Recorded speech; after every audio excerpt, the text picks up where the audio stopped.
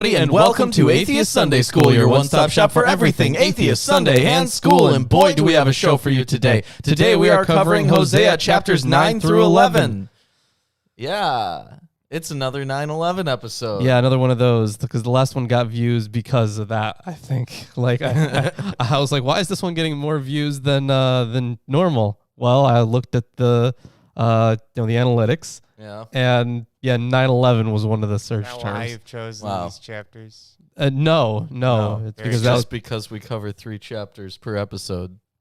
Yeah, 3 or 4, and this is just how this would help with the division of the book, because then we have 3 more after this. Yes. Yeah. So it only makes sense. So we have, of course, quite a few books. I did bring in another one. This is The Struggle of Yahweh and El for Hosea's Israel. And he diverges from other scholars. Who's he? This is from R. Scott Chalmers. All right. Yeah. Great Scott.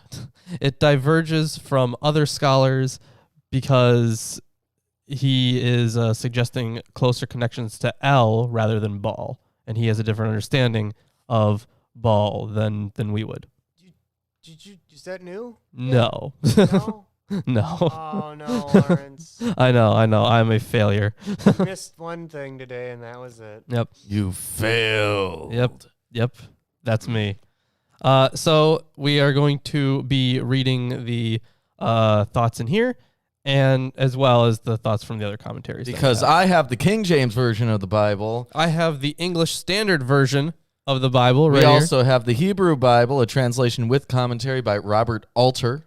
We have the Hermenia translation and commentary from Hans Walter Wolff. We also have Eerdmann's commentary on the Bible. We have the Holy Scriptures according to some Jews. And the New King James Version of the Bible. Yeah, so lots of Bibles, lots of Bible stuff. And we have the Septuagint. We do. I don't think we're going to need the Septuagint today, but we do have the Septuagint. And we have the Oxford Companion to the Bible, which we almost never need. We also have Prophecy and the Prophets in Ancient Israel. We have a lot of books on this table, And the Old guys. Testament Pseudepigrapha, volumes 1 and 2. We have a lot of books on here.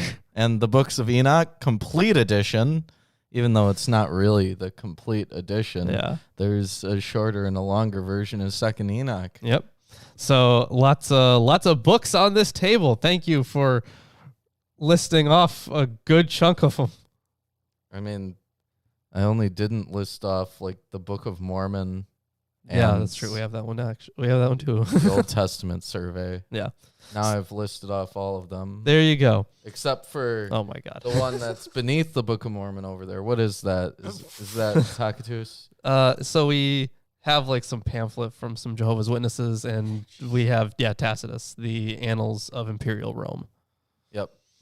So, in the Old Testament survey. Oh my God, you already said that. Already said that. Damn we it. also have this print off of some chapters from the Wisdom of Solomon. Yeah, which wow. we should just get rid of. I don't know why they're there. I anymore. don't know why they're here. Put it in the scrap paper pile. We have one of those. Yeah. So, the commentaries, we're gonna be, we're gonna have the regular commentaries here, but once we get to chapter 11, he has his own commentary in this book, and his book is, he's making an argument, so it pulls from quite a lot of stuff. I didn't get to finish the whole thing, but I did finish a good chunk of it, and there is a part in here where he goes verse by verse on Hosea chapter 11.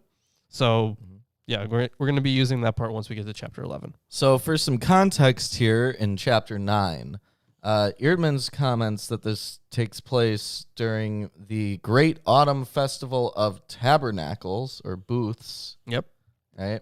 And I don't know, the rest is details about like what happens in the chapter. So unless you have stuff that you want to say about chapter 9.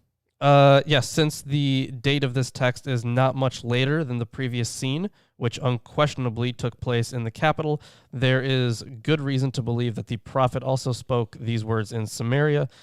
In the traditionist's written account, the threat of a return to Egypt in verse 3 recalls verse 8. The words announcing Yahweh's retribution in verse 9 recalls that same verse, whereas the exact wording of the verses in chapter 8 is not repeated. There are no grounds for supposing that verses 3 and 9 are merely literary additions to chapter 9. Above all, the content of the threat is the same. Assyria shall devastate the land and deport those unable to escape to Egypt. All right. Then, without further ado, I'll hop into it. Thus, it is conceivable that the date of this scene is the autumn festival in 733, or at least in one of the years immediately following. Lawrence, I just said without further ado. I know what you said. What were you saying? I was saying, chapter 9. Rejoice not, O Israel, for joy as other people, for thou hast gone a whoring from thy God. Thou hast loved a reward upon every corn floor. I got a corn t-shirt. Wow. That's a different one. What a great band. The floor and the winepress shall not feed them, and the new wine shall fail in her. They shall not dwell in the Lord's land, but Ephraim shall return to Egypt, and they shall eat unclean things in Assyria. So, as you noted earlier about the time of this, the time they were talking about here, The corn floor and the winepress. yeah. So the prohibition of rejoicing is therefore doubly ironic. Whereas the Psalms call other nations to share Israel's rejoicing, here Israel is excluded even from their joy. Yeah. You better not have joy. Having a bad time. Yeah, although the nation's sin is described in terms of sexual immorality, the translation whore and prostitute is misleading. This is not a continuation of the unfaithful wife symbolism of chapters 1 through 3. The passage is masculine throughout. Yeah, the people have prostituted themselves to Baal and have loved the corn you thought he paid you with. Oof. Terrible. Love that corn. Disappointing. Why would you love corn? I like corn. It was my favorite band in high school. Wow. That's why I have a t-shirt of them. You have such great taste in music. Yeah, I sure did. They shall not offer wine offerings to the Lord, neither shall they be pleasing unto him. Their sacrifices shall be unto them as the bread of mourners. All that eat thereof shall be polluted. For their bread, for their soul, shall not come into the house of the Lord. What will ye do in the solemn day, and in the day of the feast of the Lord? For lo, they are gone because of destruction. Egypt shall gather them up. Memphis shall bury them. The pleasant places for their silver nettles shall possess them. Yeah, so Thorns shall be in their tabernacles. Yeah, so this gathering in Egypt will mean the complete destruction of the festive convocations belonging to Israel's history of salvation. Of course, something that Jeremiah warned against doing. Yeah, exactly. It is gathering unto death. The parallelism of gather and bury also occurs in Jeremiah 8 and 25. In Hosea's time, Memphis, with its huge graveyard, had been famous for 2,000 years because of its... What? Oh, he's wearing it right now. Yep, he Okay. wants to show off his corn t-shirt. For some reason. Oh, okay, I see.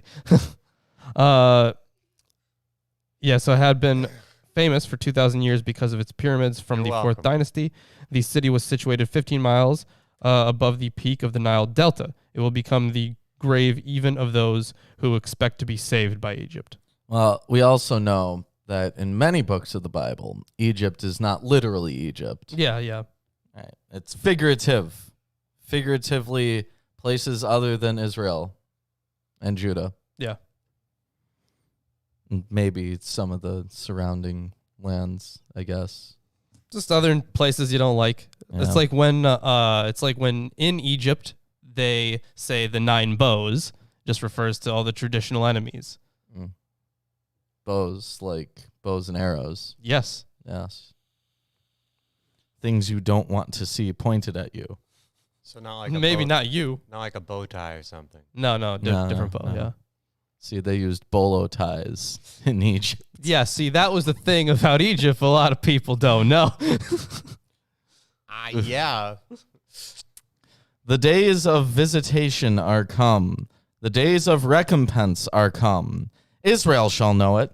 The prophet is a fool. The spiritual man is mad for the multitude of thine iniquity and the great hatred.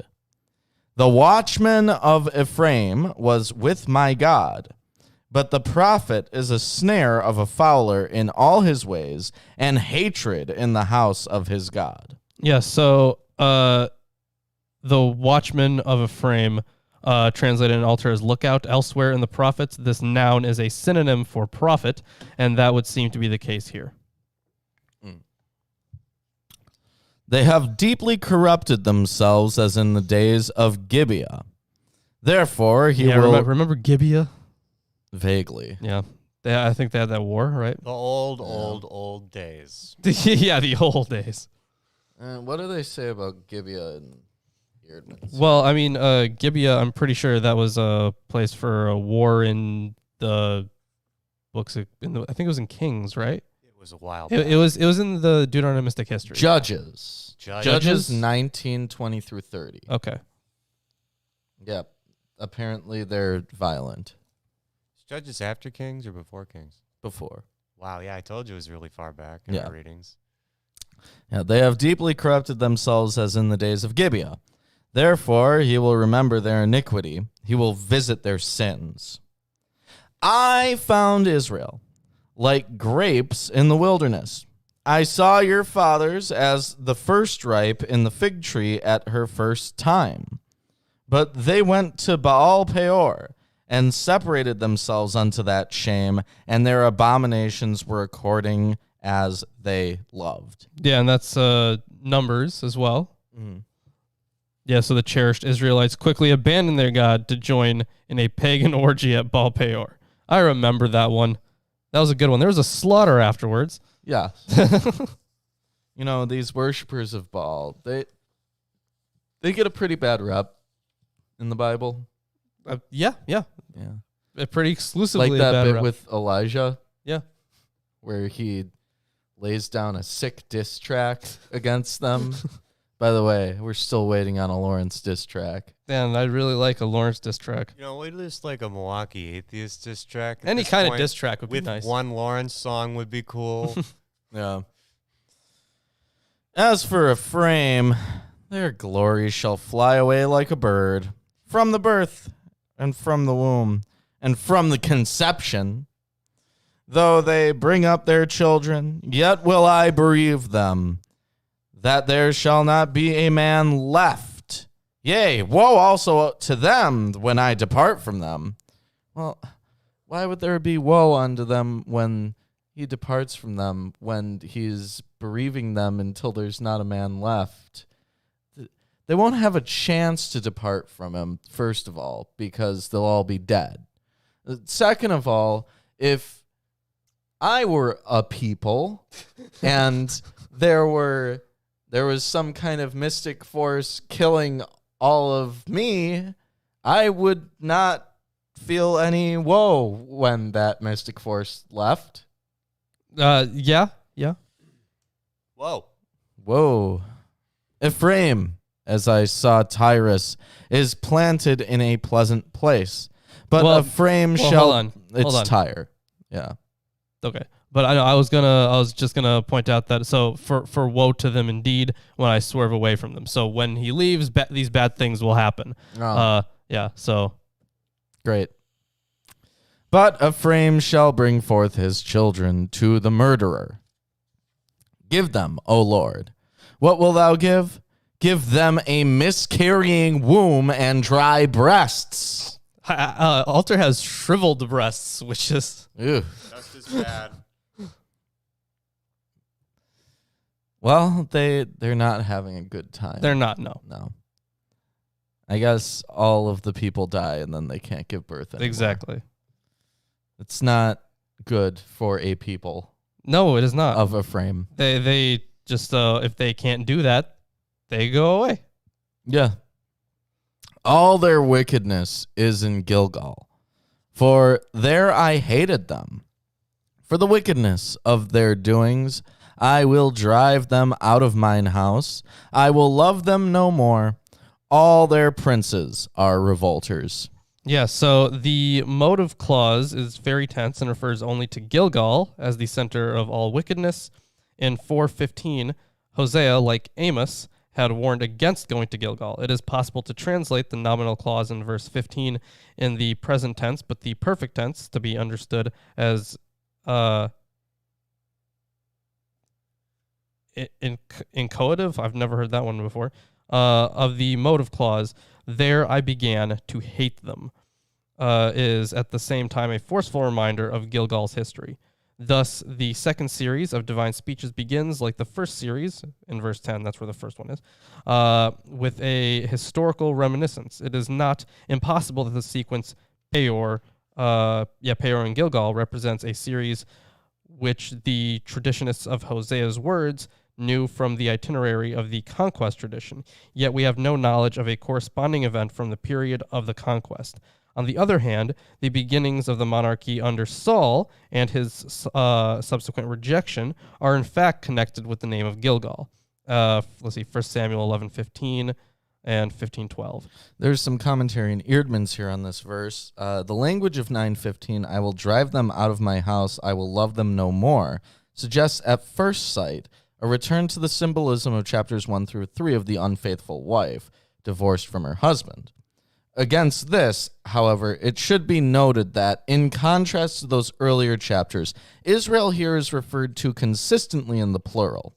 The occurrence of similar terminology in Judges 11:2 and 7, where Jephthah complains of having been driven from home by those who hated him, suggests that we have here a picture of God as a parent, disinheriting his rebellious son.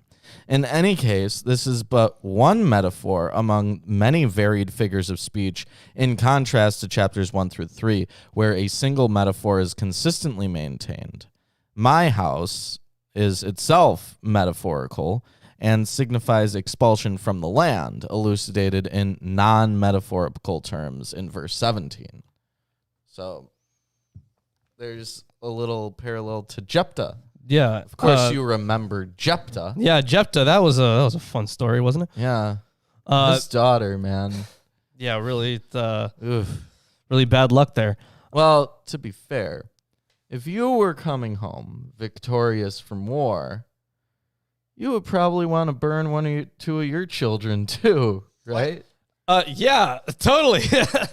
Yeah.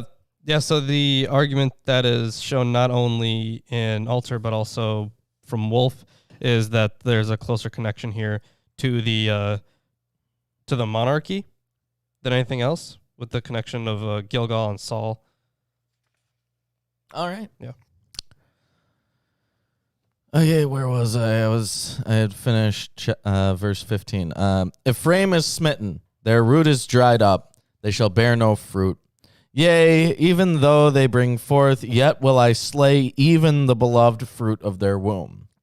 My God will cast them away, because they did not hearken unto him, and they shall be wanderers among the nations. Oh, but they just got done doing that not that long ago. Oof. Oh, yeah, man. Can't get a break. Back to wandering, huh? Yep. That's the end of chapter 9. If you're enjoying the stream so far, give it a like, comment, subscribe, share it with your friends, family, neighbors, etc. And we will hop into... Did it say that it disconnected? I just straight up stopped. Well, it doesn't look like it's stopped anymore. Nope, I fixed it, but I think I pressed F12. Okay. Was there, I mean, chat can probably tell us, was there a There's gonna be 2 disturbance in the videos. force? No, it's just going to be 2 videos in my log. Oh, okay. Yeah. Huh. That's unfortunate. And for that's me. been happening. No, that was just me. Oh, I pushed F12. That's how I start and stop recording. That was Chris fucking up, guys. I forgot that's even a hotkey. I've been just clicking to do that. all right. Well, In case you missed it, like, share, subscribe, share with friends, family, neighbors, your ex-wife who's running around wandering in the desert. After all the balls of the land. Okay. So yeah, chapter 10, I suppose. So let's talk about chapter 10. Yeah, so unless you have anything specific to say about chapter 10. Well, there's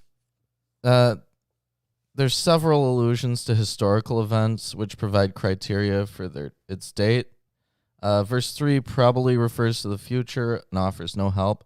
Same is true of verse 7. But in verse 7, the mentioned vacillation between broken agreements and treaties gives us concrete information. The connection of verse 3 with verse 4b should at least be considered a reference to inner political turmoil of the revolts against the throne. In addition, verse 6a presupposes that tribute has recently been paid to the great king of Assyria. Finally, verse 6b speaks of a plan which, according to the context, may have to do with matters of foreign policy.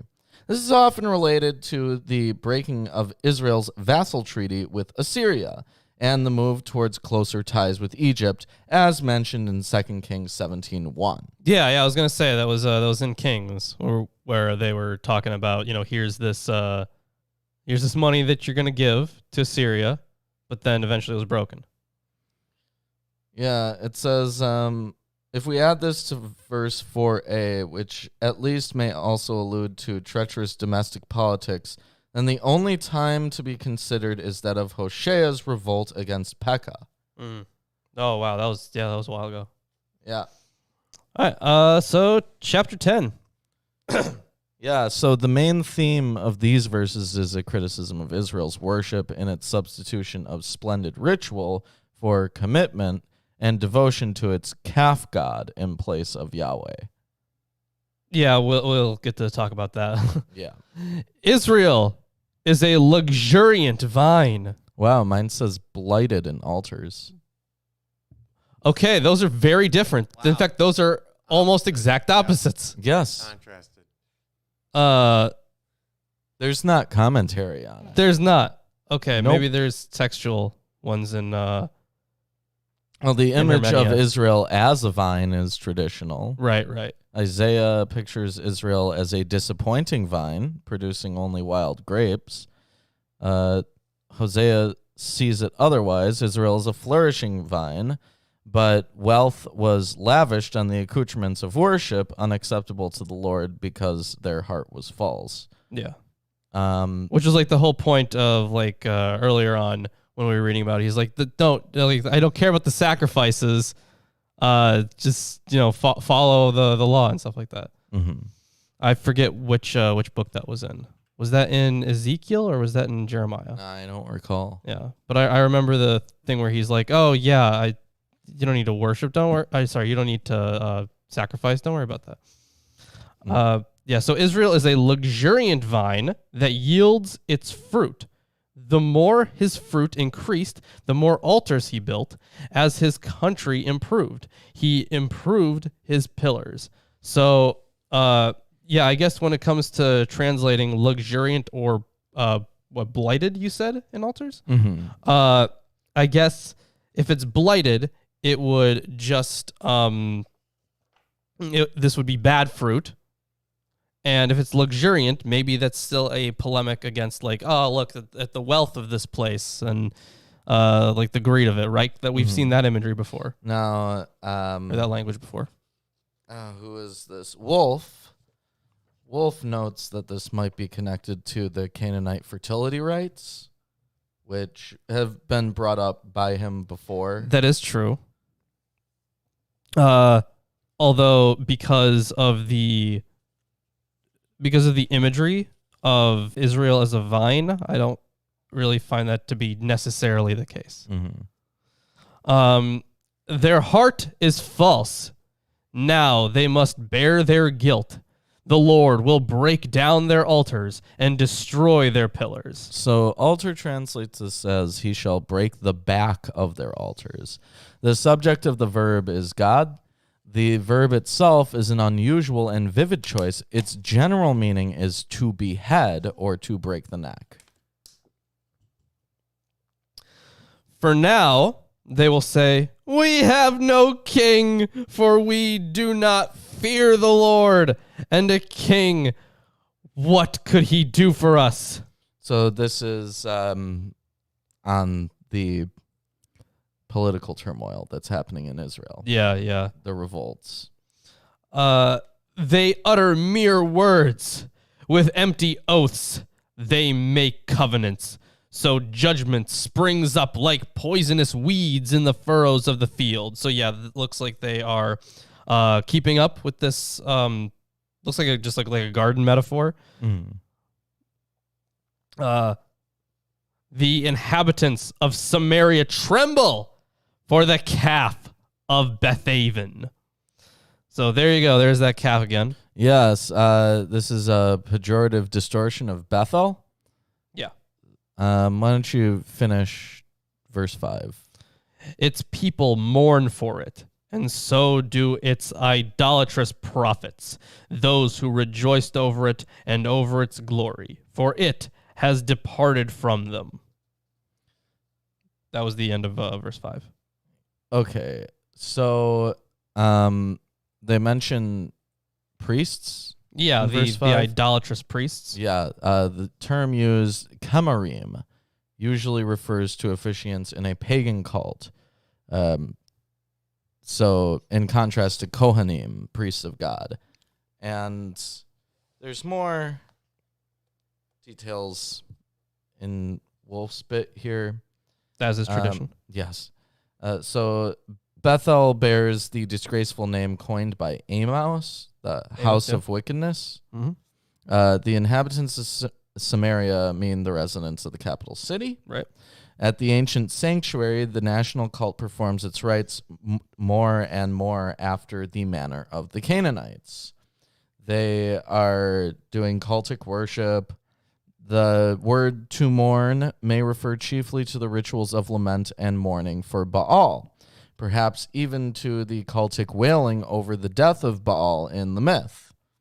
This might correspond to the priest's ecstatic shouts. However, if the calf has already been surrendered as a trophy of war or as a tribute, the mourning would already allude to the loss of it. A ritual lament before the image of the calf becomes an act of mourning for the loss of the image. The sudden change of thought first becomes apparent in the concluding sentence of the verse, for it, or its splendor, departs from it.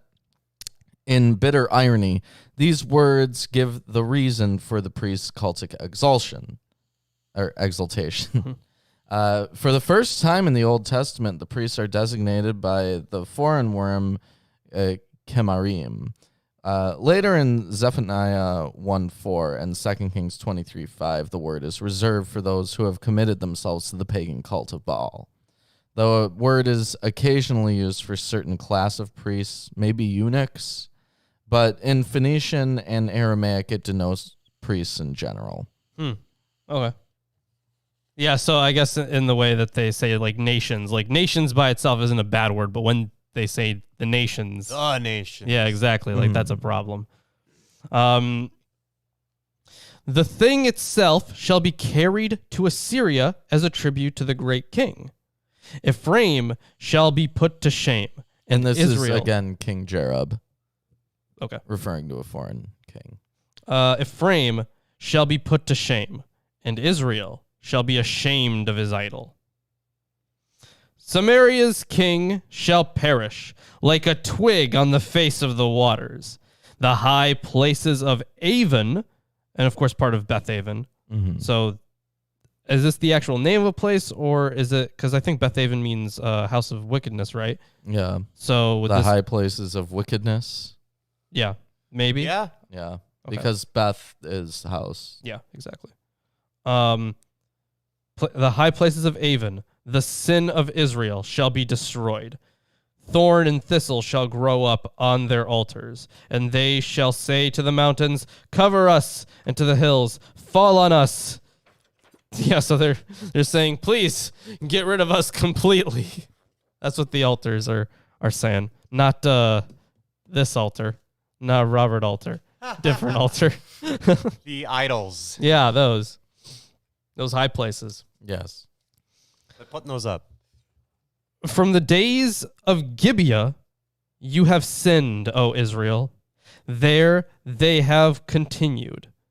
Shall not the war against the unjust overtake them in Gibeah? This should perhaps be construed as the speech of the inhabitants of Gibeah, imagining that they will be safe from evil enemies. In the story that follows the gang rape in Judges 19, an allegiance of the tribes in fact attacks Gibeah and the whole tribe of Benjamin and comes close to exterminating them. Was that with Dinah, right? Yeah. I think so, yeah. This will be the fate of the northern kingdom. When I please, I will discipline them, and nations shall be gathered against them when they are bound up for their double iniquity. Oh, no. Double iniquity. What is the meaning of double? It could hardly refer to the two calves of Dan and Bethel, since Dan plays no recognizable role in Hosea. Yeah, that's the thing. See, one quick note on Dan. So, because even in the Deuteronomistic history, you get that the calves are set up. One of them is set up at Dan, right? Mm. But we don't really hear too much about that one. I guess And they were having a good time. And furthermore, that was the Levite woman. That's right. Okay, yeah. Okay, thank you, Jason. Yeah, that's the gang. Yeah, that Not was like the she was like singular. left, and then he like cut her up afterwards. Yeah, he cut her body up in little pieces and then mailed it off to each of the tribes, and then they went to war. Yeah, then they went to war. Yeah. Okay. So as I was saying about about Dan, because of the fact that it's like not even really mentioned here that much in Hosea. I think did we maybe get one reference to it? I already forgot in Hosea. But because like the concentration is on Bethel and not Dan, and same with the Deuteronomistic history, all that stuff has led some scholars to believe that Dan was just a later insertion into the apostasy. So yeah, there's that. Also, we do use more than just the King James Version. The Lawrence is not even reading the King James I'm not, Version at yeah. the moment. I'm not. This is the English Standard Version. With that being said, the King James Version is the best version of the Ruben, Bible. shut up. It's a perfect translation.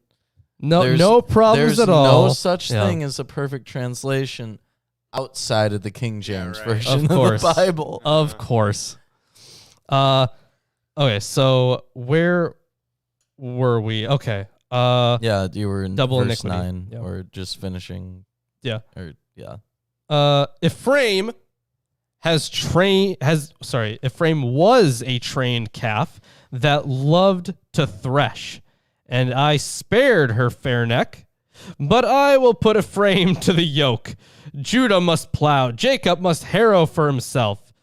Sow for yourselves righteousness, reap steadfast love, break up your fallow ground, for it is the time to seek the Lord, that he may come and rain righteousness upon you. You know, this kind of sounds a little abusive. yours mentions Judah in verse 11. Yes, Judah must plow. So I mean, of course, carrying on the imagery of the farm animals, I guess. Alter The places calf. Judah in brackets. And he says that this word's bracketed because it doesn't make sense in context and may well be the interpolation of a Judahite editor. Why would a Judite say that, though? Like, why would a Judite say, like, we were so bad that, I mean, I guess it could be, right, if it's later. But if they're putting it into this, would it make sense? If they're putting it into the book of Hosea, I don't know if that makes sense. Well, Wolf says, Like, why would a Judite say, yeah, we suck? the occurrence of Judah is surprising between Ephraim and Jacob. Moreover, I see no basis in the text's history or in Hosea's own thought for the view that Judah is the correction of an original Israel made by the Judaic reactor. There is sufficient evidence for Hosea's view of Israel as an entirety. If he holds this view of Israel at the present, it is even more true of Israel's unity in the past. If Judah is considered original after Ephraim, the third name, Jacob, becomes even more intelligible. Chapter 12 shows that Hosea has a knowledge of the Jacob tradition.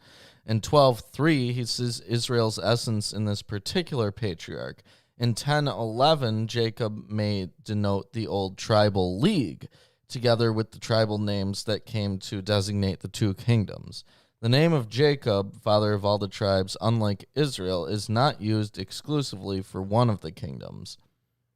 So, Wolf disagrees that it is an interpolation. Yeah.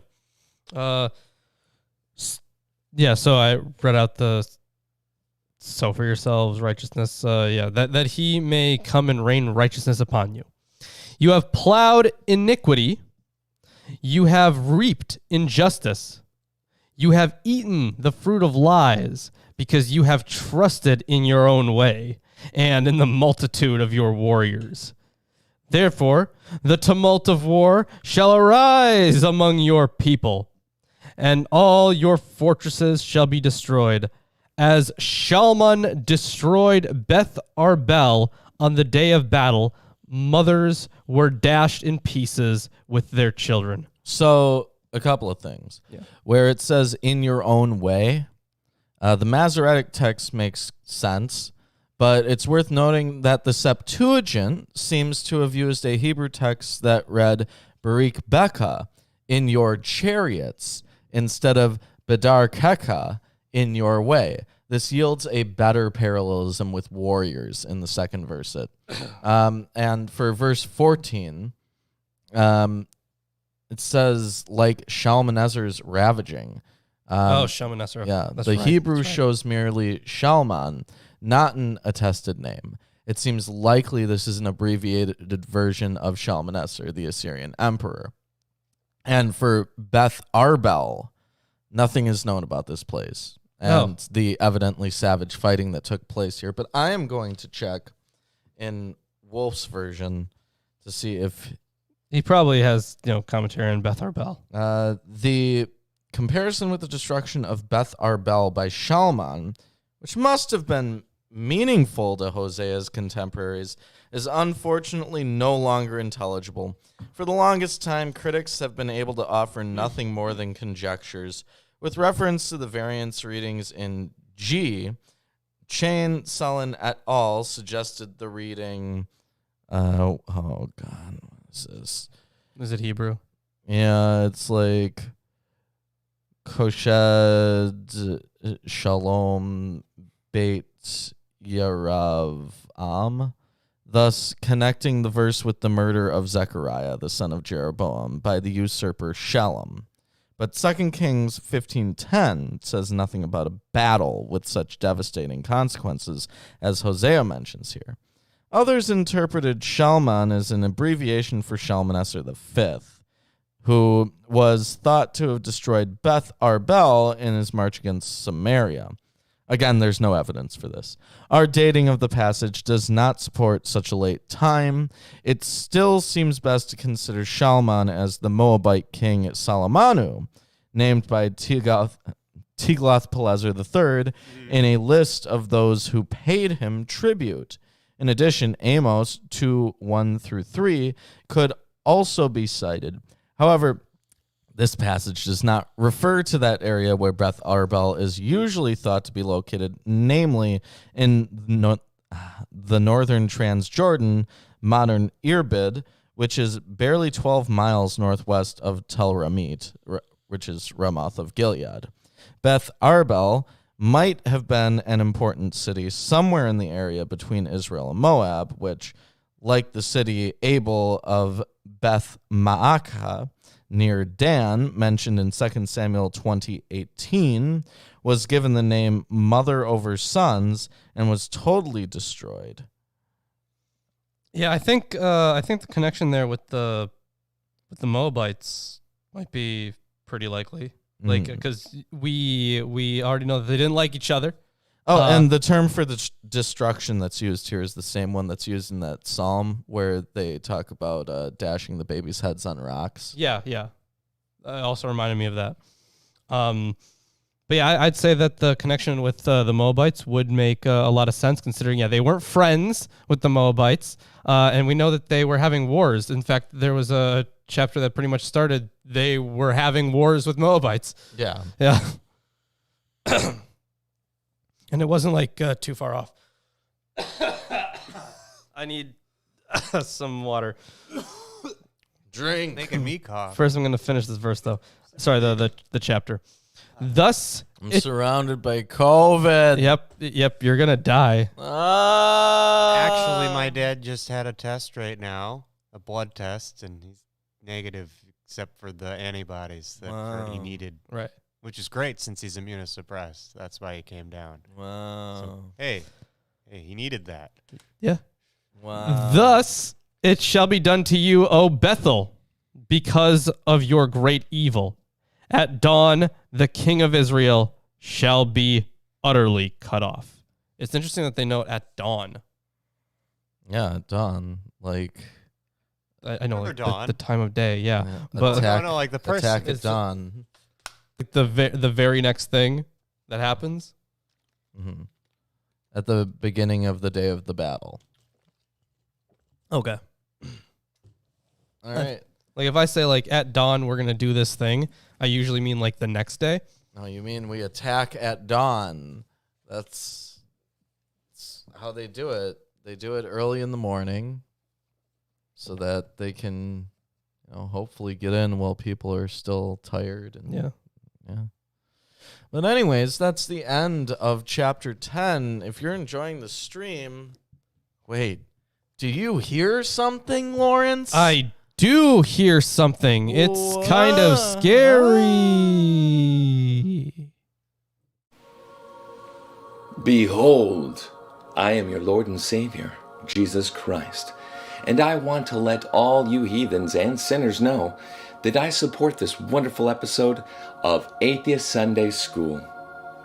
Lawrence and Reuben try their very best to bring you the true glory of the Bible, and they need your help. They have provided links to their Patreon page and other social media just for you. Once again, my name is Jesus Christ, and this is Milwaukee Atheists. The Lord is with them. God bless. Oh, are we back? Oh, we're back. Hello. No, it was perfect. I just forgot to nod on time, but you're here. Great. I'm here. Thank you. So, we're back, and it seems that Reuben has ascended once again. He's just gone. Spooky things happen here. So I have that. what? There we go. There you go. Okay. See, that was pretty spooky, guys. It was worth the wait. Yeah. 2 seconds. Thank you. And this chapter, I'm gonna, I have a whole bunch of commentaries in front of me, but I will also be adding commentary from, if you weren't here earlier, from R. Scott Chalmers, The Struggle of Yahweh and El for Hosea's Israel. Oh my God.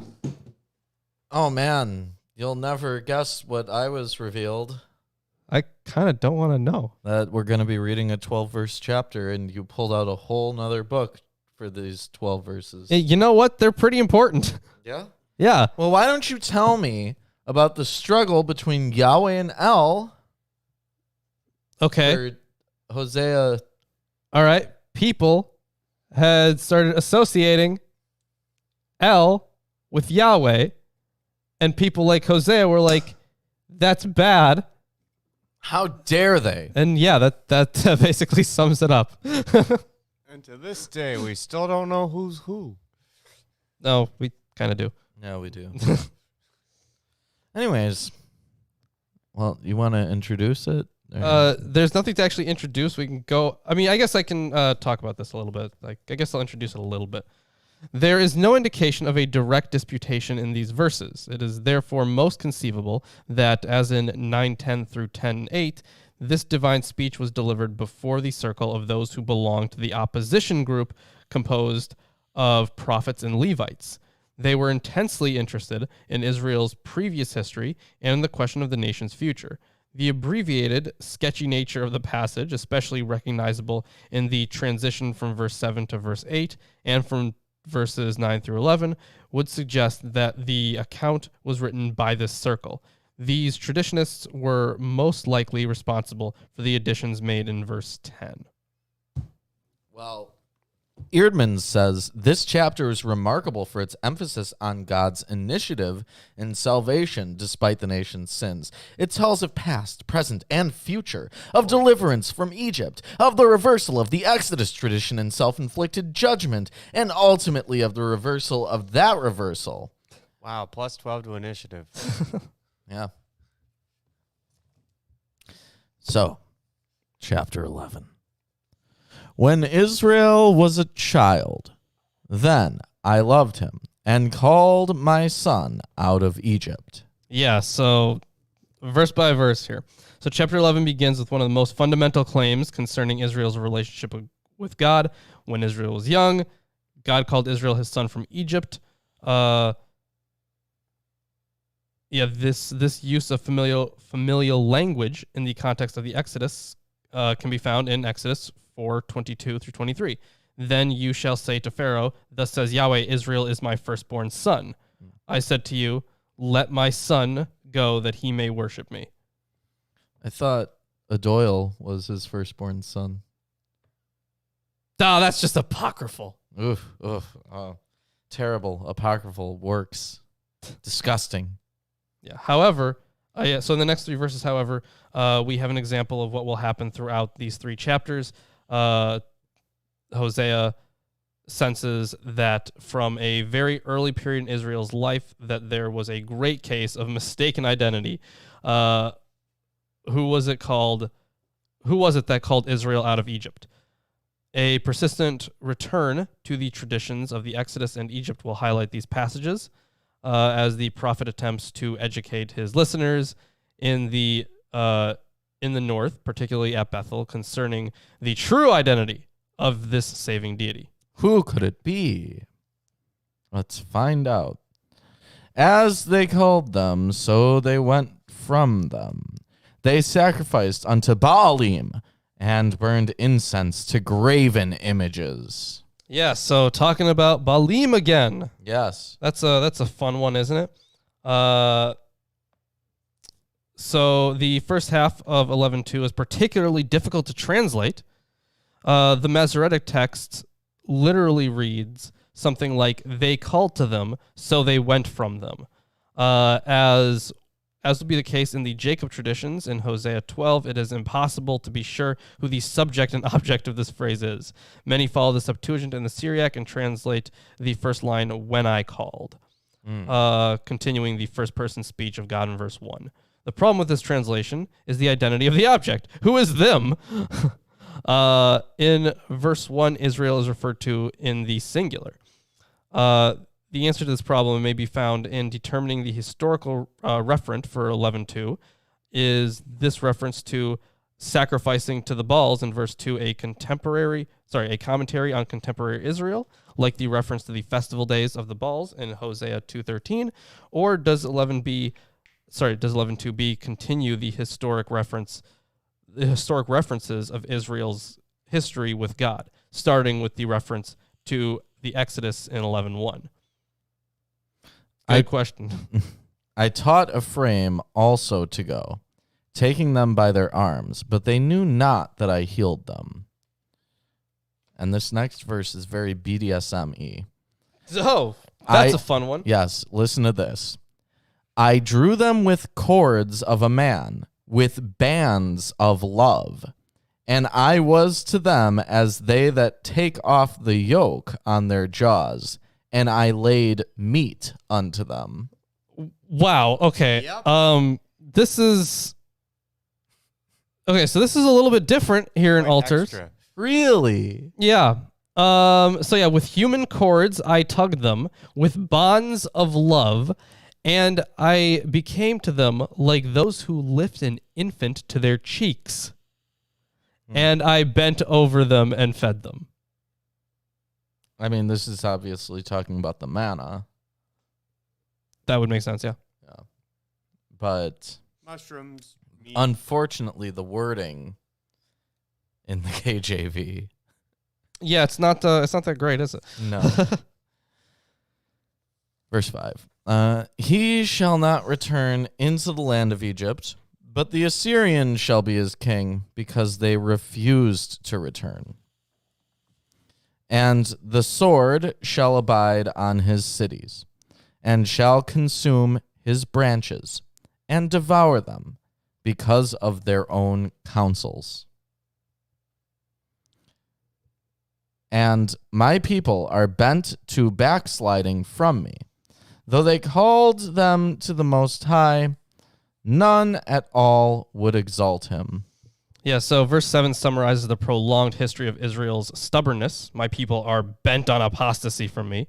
But Yahweh's zealous love has not yet diminished, as the twofold first-person suffix indicates. My people, and apostasy from me. The pain of unrequited love, a theme which occurred in Hosea's early sayings, is found again. Once more, Baal seems to be Yahweh's actual rival, as was already evident in verse 2. And I think this is where Chalmers would diverge.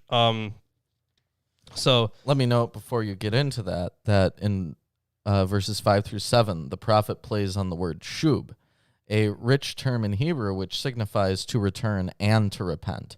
They shall return to Egypt because they have refused to return to me, right? It means both return and repent. So there you go. Yeah, so this is quite a long commentary on this last verse here. So I'm just trying to find the Verse 7? on verse 7. Quite a lot, so I'll get into it. So I mean, he's initially noting translation difficulties. But then he goes on to say that the problems of a proper translation are numerous. First, if one, he's still going on with stuff here. Okay, so Stewart, another scholar, is one of many who simply amend the text to read, "It is Baal on whom they call. Altogether they exalt him." That's a tight rhyme. I suppose. This, of course, depends on an assumption that Baal is the only deity that Hosea is concerned with. In light of the larger discussion, especially concerning 8 through 11, I feel this assumption is no longer beyond question. Stewart also adds that with a few alterations to the Masoretic text and or revocalizations, the verse could read, "Then my people will tire of turning away from me, and on the Most High they will call. Altogether they will surely exalt him." The NRSV follows this translation by understanding, I can't really read the Hebrew, but they understand the word there that's used. Is that L something? I think that's, yeah.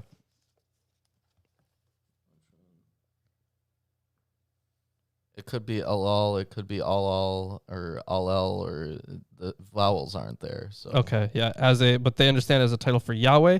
God's people call on the Most High, Yahweh, but he refuses to lift them up. So he goes on with the translation of the phrase there.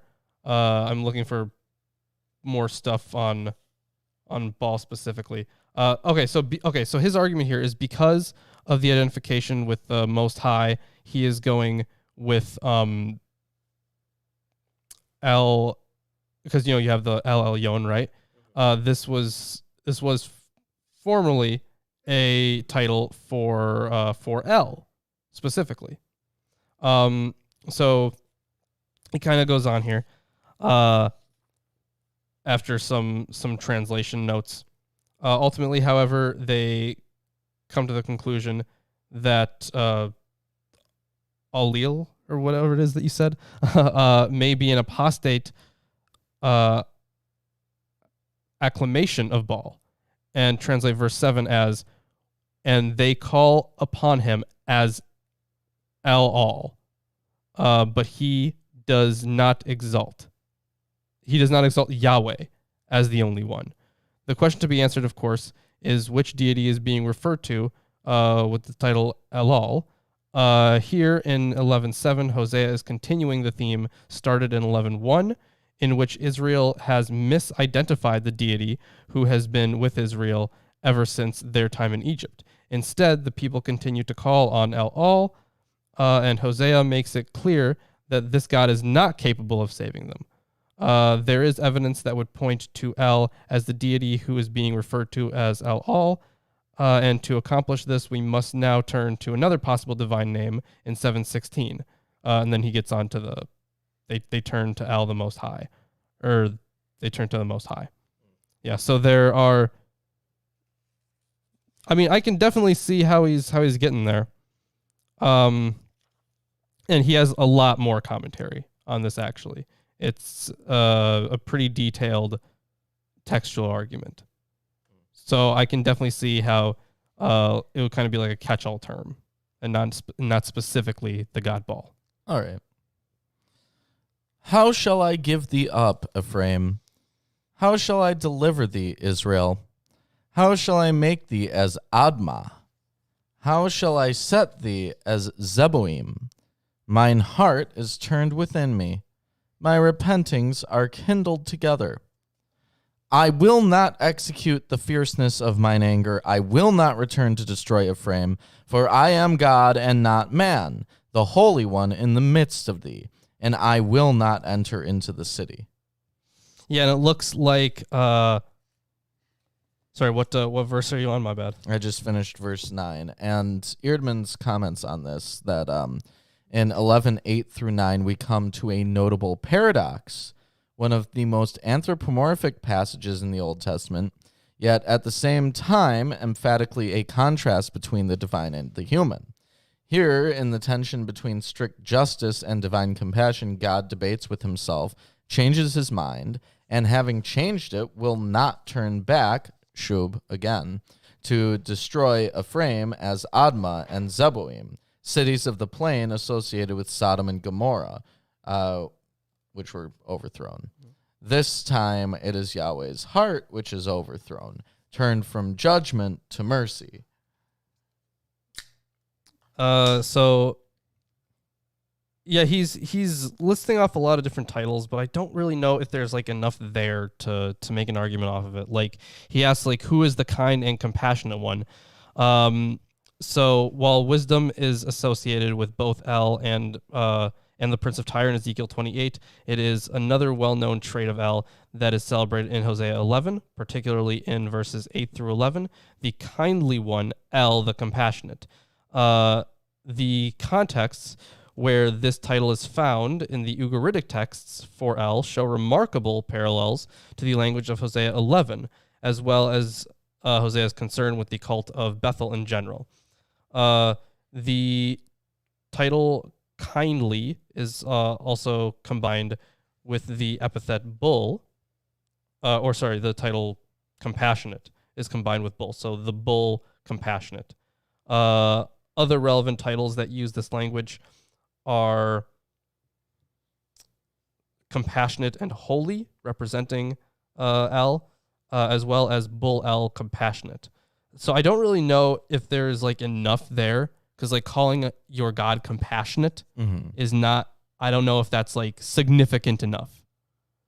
I would imagine many gods would be called compassionate. Right, exactly. So I don't know if that would be significant enough. Right. So to build an interestingly argument enough, verse 10, which I'm about to read, is generally thought of as a later addition. Now, the Hebrew Bible doesn't include verse 12. It puts verse 12 at the beginning of the next chapter, which back to you. Great. But despite being secondary, verse 10 stands pretty closely with verse 11. There's a bizarre juxtaposition of imagery here, which I'm about to get into. Okay. But there are several instances in the Old Testament where these images appear together. So let me read it here. They shall walk after the Lord. He shall roar like a lion. When he shall roar, then the children shall tremble from the west. They shall tremble as a bird out of Egypt, and as a dove out of the land of Assyria. And I will place them in their houses, saith the Lord. So this is what Eerdmans is referring to as bizarre juxtaposition. Yeah. This is from Wolf. In this verse, we found 3 explanatory supplements to verse 11, talking specifically about verse 10. And he has a setup where it's afterwards, I guess, just to add the context in. So on verse 10, so they will follow after Yahweh, elucidates the elliptic expression trembling from in verse 11. The triumphs of Yahweh's holy love will be met by the discipleship of those who now look to the Baals and to foreign powers for help. Israel's return to the homeland brings salvation only if it is accompanied by following Yahweh. The turn within Yahweh, verse 8, affects Israel's return to Yahweh. So indeed he will roar, and his sons will come trembling from the sea. This statement undoubtedly has the characteristics of oral discourse in Hosea's style. Although the content does not fit the context, the words are not inconceivable in Hosea's time. There were surely enough deported Israelites in the coastal regions. The formulation is unique and has no model in texts of a late date, even though the subject of a scattered Israel's return home is first clearly expressed in such texts. It is therefore not impossible that verse 10, like the additions in 3:5, originates from a later Judaic eschatology of salvation. All right.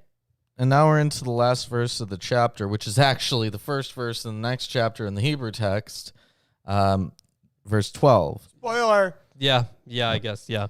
A frame compasseth me about with lies, and the house of Israel with deceit. But Judah yet ruleth with God, and is faithful with the saints. And that's the end of chapter 11. Yeah, so that was that was the end of your chapter 11, or Right, and as I noted, that's the beginning of chapter 12 in the Hebrew text. I mean, I guess we're gonna reread it next week, right? Yeah, Because why not? It's a verse. Who cares? Damn it. Yeah, so not a particularly long episode, but we did have some interesting commentary. Yeah, I think, so especially on that last chapter. What do you think about these chapters? I think that God really hates a frame. Yep. Well, you know what? Yes, I would say he does. Yeah. I would say that he loves them with what's it called? Or he loves Israel with it's tough love. It's tough love. I think it's always interesting to see which gods are being proclaimed as valid outside of Yahweh, and there's a few in the readings this time. Yeah, except they're not being proclaimed as valid. No, I said invalid. Oh, as invalid, okay. Yep. And I like seeing which, I guess guys are the competition, basically. Yeah, and so there are a lot of historical references early on in the readings to other wars, to other events, and basically it's relating all this destruction to things that will happen to these people. Yeah. So on Friday, we're going to continue reading 2nd Enoch. Yep. Which, if you haven't joined us for that, it's a good time. Yeah, any of the Enochs seem pretty good. Yep. And next week, on Sunday, we will be finishing Hosea. We will be, yeah. And then after that, we'll be finishing Joel. because it's Yeah, only 3 chapters it's long. Not gonna be one. It's only gonna be one Sunday. Yeah. So we got Joel, and I guess we'll spend a little more time in Amos. That'll probably be 2 weeks. Oh my God, yeah. Obadiah and Jonah. We might just do all that in one episode. But we are getting really close to being done with this Old Testament stuff. Yes. Yeah, we're really getting there. we are very close. In fact, Oh, are you gonna do that thing where you Check. show the people like, oh, look how little we have to go? yeah. Yeah, it's pretty little. It's this. Guys, Shit, look, that's a pamphlet. look how little Yeah. we have to go. Yeah, not much. We have Few weeks, month or two. it's what? That's not even 30 pages.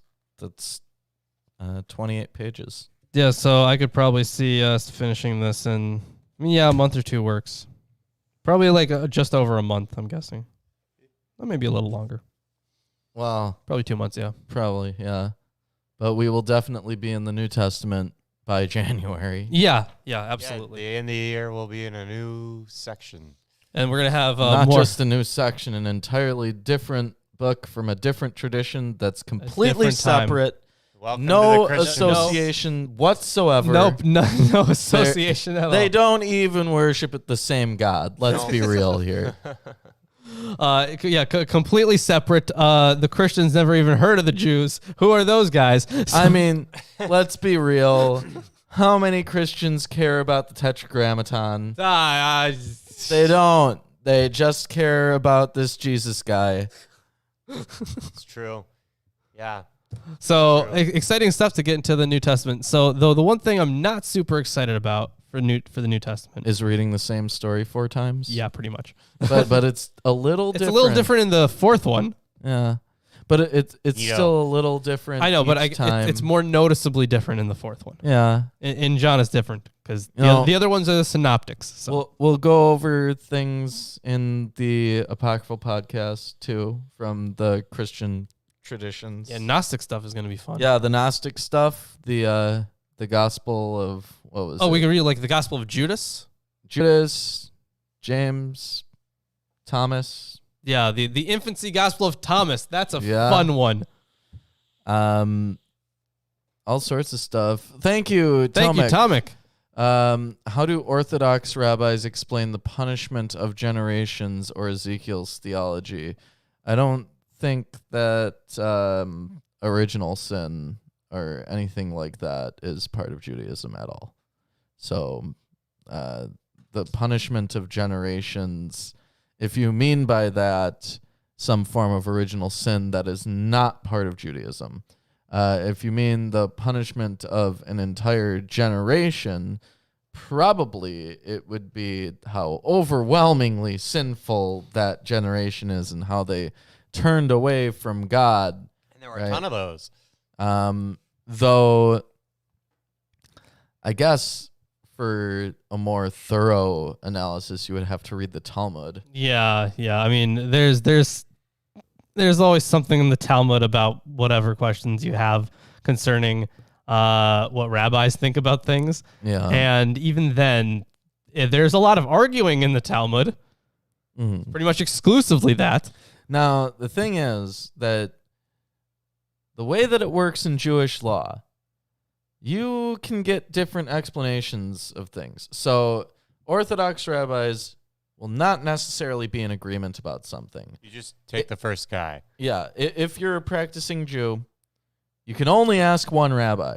If you go and ask a second rabbi, that's on you. You fucked up. That's your problem. You made a That's mistake. why you ask every rabbi. Just kidding. Right.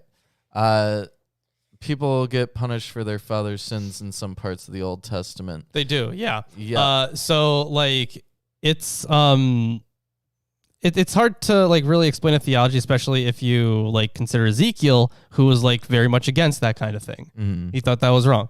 And you compare it to like the theology of some other prophets, or of a good chunk of the Old Testament. So And you can't. I don't really think you can reconcile it, other than these two people had different opinions. yeah, when you talk about like being cursed up to 10 generations, right?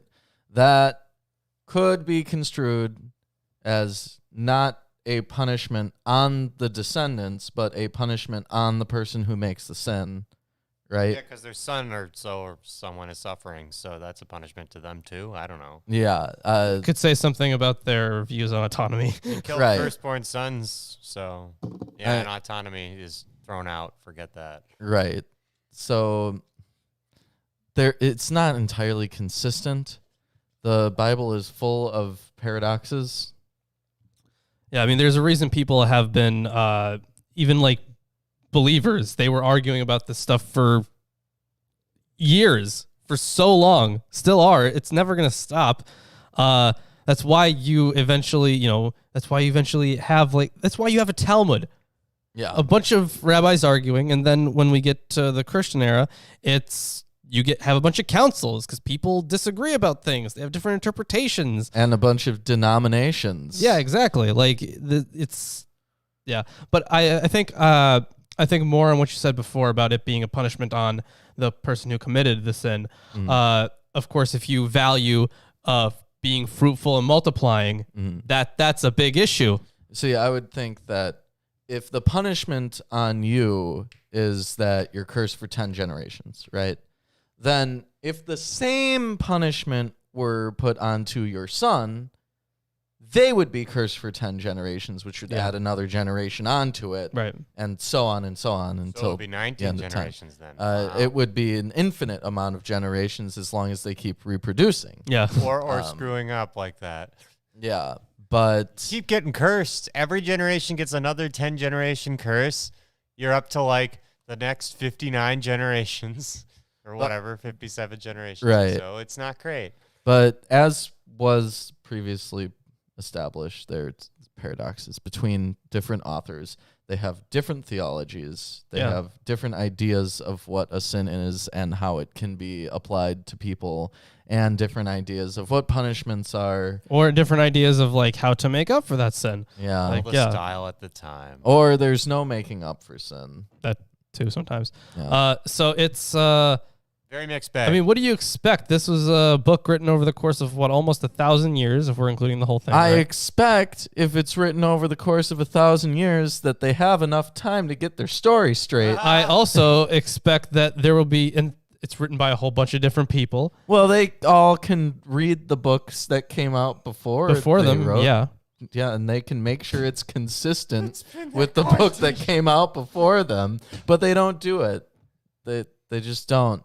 Jason, you'd have to go to the tour that happened in 2000 and something when I got this T-shirt. Yeah, if you go back in time. I don't think you can get this online even. Oh, that's exclusive right there. Yeah. I'm sure you can buy it on eBay. Yeah. From someone who For went like to the tour. $40 instead of 30. Whoa. Wow. Anyways, yeah, that's gonna be the end of the show today. Hope you guys enjoyed. We'll be back. Wait, we haven't shilled. Yeah, we're gonna shill. Yeah, He's doing it. Okay, go ahead, shill. So you can check us out on Patreon if you want to be on this show, if you want to enter into our monthly T-shirt giveaways, if you want to get our scripts for our scripted videos, if you want to be in our patron hangouts.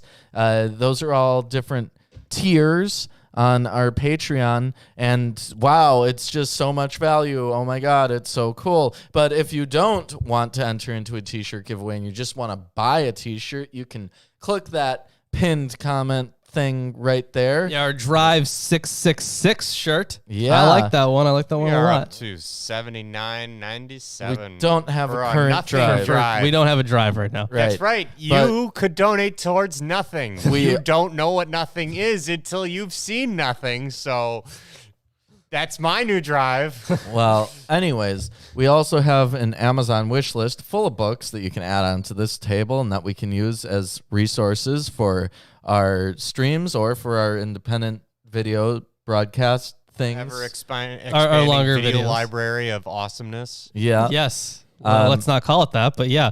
You can also subscribe. Wow. Yeah, That's scream that. Yeah. you could All do right.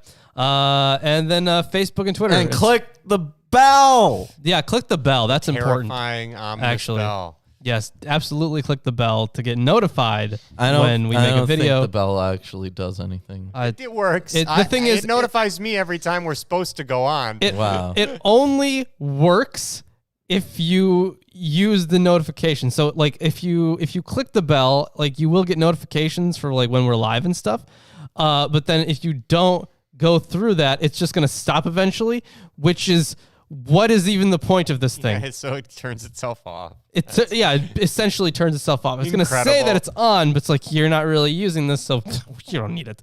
Like, what is the purpose of this? It's horrible. It's bizarre. Yeah. Either way, click the bell just in case. I You don't can know. also click onto our Facebook and Twitter, Yeah. and you can be there. And, It's free to follow Yeah. us there. Yep. I don't even know With that how being said, how much you update it. Not that often. Oh, well. But I guess you can reach out there as well. It's totally worth it. You're Well, missing out on tons of incredible content. Maybe I should start using it more. We probably would have more people following it Yeah, if probably. you used it more. That is true. That is very accurate. We also have MilwaukeeAtheists@gmail.com. If you want to contact us about something. Yep. Lawrence is supposed to start a P.O. box eventually so that we can receive your fan mail and, like, I don't know, what else would you put in there? we don't accept anthrax. Yeah, we don't accept anthrax. Maybe you don't accept anthrax. Okay, Well, Lawrence can accept. I'll accept anthrax. We'll be Right. the one handling the mail. Got it. Don't send us any mysterious boxes with, like, ticking things inside of it. Oh, Even yeah. if they're That'll not be a like fun one. evil, ticking things are scary. Yeah, what are those? I don't think they're called mystery boxes, but like they're like people just order like a box filled with like random things from an anonymous Pretty much person. a mystery box. Yeah, mystery Is that a mystery box? Real life Well, loot no. boxes, basically. No, but like sometimes it's like like people have had really crazy things in there, like dismembered bodies and shit like that. Oh, never mind. Oh. I don't know what you're talking about. A mysterious box. it's something else, but it's close to a mystery box. Well, do not Just dark. send human remains to Lawrence. Don't do Yeah, illegal things in don't- general. yeah, Just don't. a good advice thing there. But if you want to send us like $100 bills, I suppose you could. that's But cool. Either way, we did all the shilling and all that stuff. All the links are in the description. I can speak English. So until next do it time. in Greek. What am I supposed to do in Greek? Say it, see you on Friday Okay, yeah. and in Greek. Hold on. I think I might know this one. No, that's here. I don't know how to say see. I know how to say here. Off the top of my head. We'll say here. Okay. And if it's I here, then it would be I think it would be orao. I'm pretty sure. See you on Friday? Orao. I don't know what. On. No, that would be ain. Pretty Okay. sure. Torahu ain. No, orahu ain. Orahu ain. But no, I have to say you as an accusative, as the object. We're never going to end the show. Not until Lawrence figures It's this Friday. out. How do Yeah, you say I've forgotten. Friday? My Greek is rusty. Sorry. Get less Going back to class soon. Good. You need that. Let's just say it normally. All right, whatever. We will see you on Friday and then Sunday, and then and then Sunday.